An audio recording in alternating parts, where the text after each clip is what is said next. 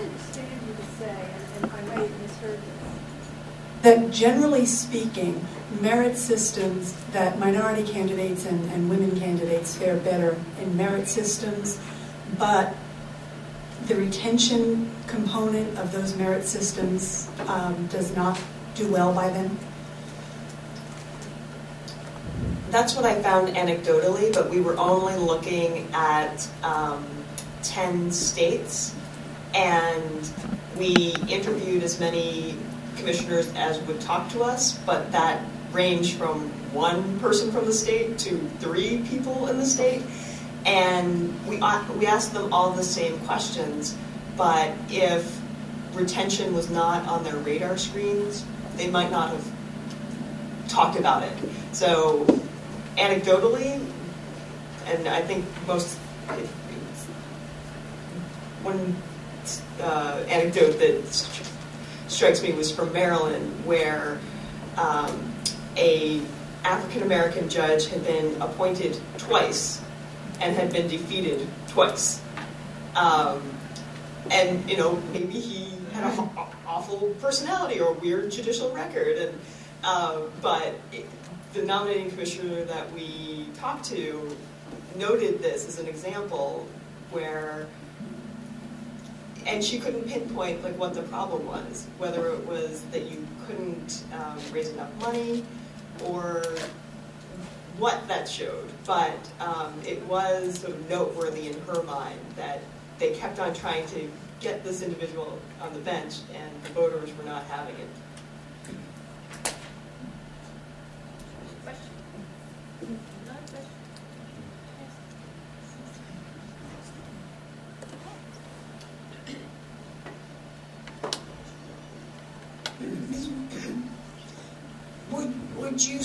Did you do any comparison between the parties of the governors for the gubernatorial appointments?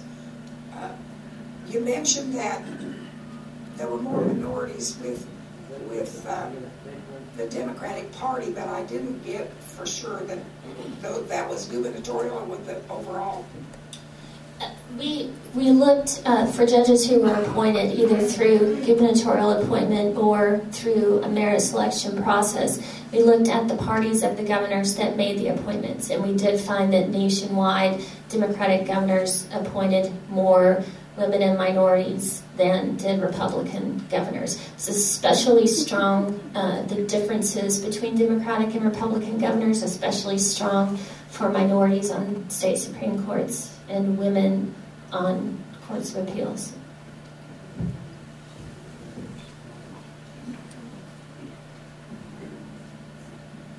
I think we all assume what a minority is, but Hawaii made me question what is a minority? I mean, I've been to Hawaii, and there's a lot of Hawaiians, and there's a mixture of Japanese people, and all of that. And so, what is a minority? Non-white, non-Caucasian. Non-white, and so in Hawaii there was more Caucasian. More white. No, it was about 65% minority, and I think most of them fell into the Asian Pacific Islander category. I see. Okay, so in that case, it would be logical that you'd have more minority, right? Right. So doesn't that skew your statistics a little bit, or skew what you're trying to say? Including that? Perhaps, but yeah, when the minority is the majority, to use the term minority, perhaps it needs to be defined somewhere along the way, because it looks like to me, Hawaii would skew it. And Louisiana and Texas might too. Yeah. They may have a majority of minorities living in the state. And so to me, that would skew what you're saying. Well,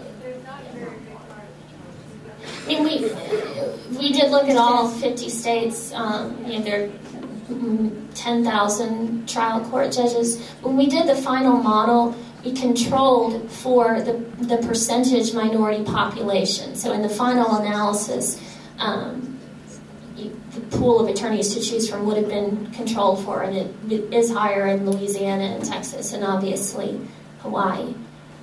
Okay. Thank you.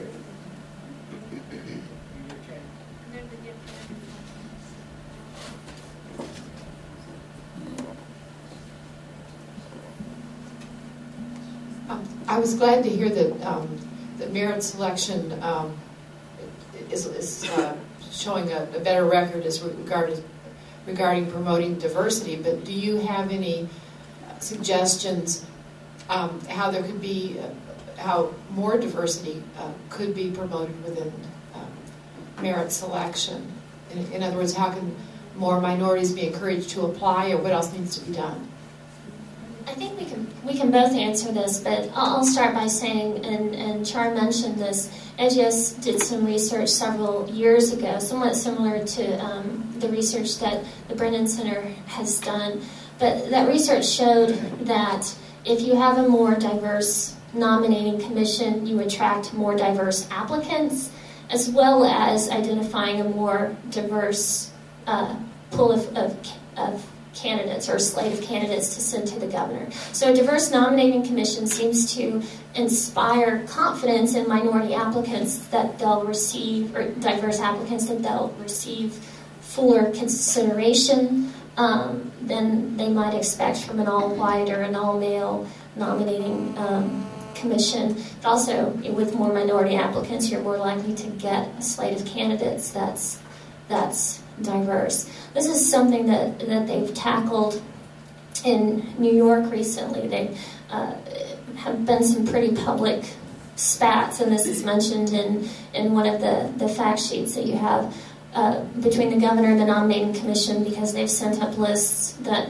have not had a single woman on them, or in Florida not had a single African-American candidate on them. But one of the interesting things that New York is doing, in addition to putting language in its nominating commission rules that encourages them to consider racial, gender diversity, and rural-urban diversity as well, so they've got a two-stage application process that they're trying, where there's a short-form application that all the applicants fill out, and then the ones that make it past the first screening will do the fuller application, where you have to submit a pile about this big, for the commission to consider. I think it'll be interesting to see if that expands the pool of applicants as well. But it starts with the nominating commission, and a lot of, well, I wouldn't say a lot, but several states have in their constitutions that the people that choose the nominating commission have to take diversity into account as well, and that's important. I would just add to that, advertise your judicial openings. Often judicial openings happen on really odd intervals. Someone dies, someone decides to retire. And if your lawyer population does not know that there's an opening on the bench, they will not apply for it. So some of these are just sort of common sense, but if you don't reach out to the women bar, to the minority bars, and tell them, we seek your applicants, we want you to apply, then you don't get the diversity in the applicant pool, and once it's not in the applicant pool, it won't show up later.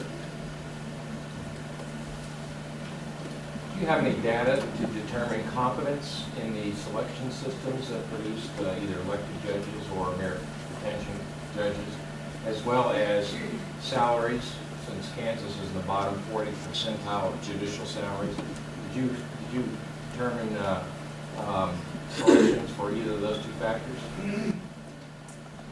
We didn't look at salaries at all, but we're in the process of doing a study of judicial discipline rates for merit selected versus elected judges. There are, I think, 12 states where trial court judges can be either merit selected or elected. So we're looking at the instances of judicial discipline to see if merit selected or elected judges are disciplined more often.